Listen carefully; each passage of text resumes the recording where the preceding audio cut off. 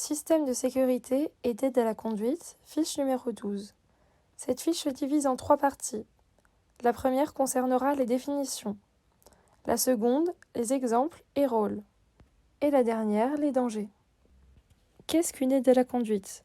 C'est un système de sécurité active d'information ou d'assistance du conducteur pour éviter l'apparition d'une situation dangereuse risquant d'aboutir à l'accident. Libérer le conducteur d'un certain nombre de tâches qui pourraient atténuer sa vigilance.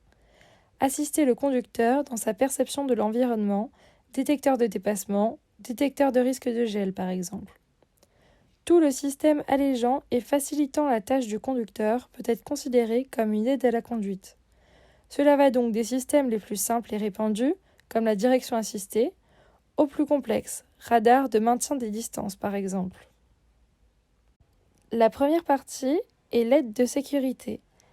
Elle contient les ABR, qui est un anti-blocage des roues en cas de freinage brusque et appuyé. Alors, le conducteur peut conserver sa trajectoire.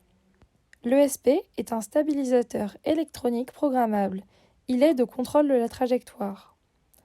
L'AFU, aide au freinage d'urgence, permet d'utiliser la puissance maximale du système de freinage. Limitateur de vitesse. Radar de distance qui permet de conserver automatiquement une distance entre son véhicule et celui qui nous précède. La seconde catégorie est l'aide à la navigation par GPS avec avertisseur de zone de travaux, d'embouteillage. La troisième catégorie est le détecteur de fatigue et d'inattention. Elle comprend les avertisseurs de déviation de trajectoire, alerte de franchissement involontaire de ligne. La quatrième catégorie est l'automatisation des tâches. Elle comprend l'allumage automatique des feux de croisement, les essuie-vitres automatiques couplés d'un capteur d'eau de pluie et le régulateur de vitesse.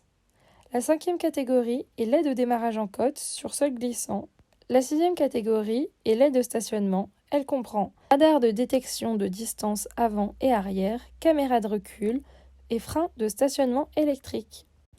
Si ces systèmes apportent une efficacité à la conduite normale, ils peuvent aussi être une source de risques et contraintes à la sécurité si le conducteur se repose intégralement sur ses aides. Il y a alors une baisse de vigilance, perte des repères, absence d'anticipation et risque d'endormissement. Pour certains appareils, l'interface utilisateur, vocale et ou visuelle, est mal conçue et sollicite trop de l'attention du conducteur qui a tendance à occulter ce qu'il se passe réellement sur la route. Le conducteur procède de divers réglages en roulant, entrée de données sur l'aide à la navigation par exemple. En cas de défaillance, il y a risque de se laisser surprendre.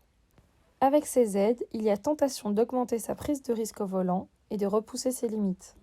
L'Auto-École Kermorgan vous remercie d'avoir visionné cette vidéo.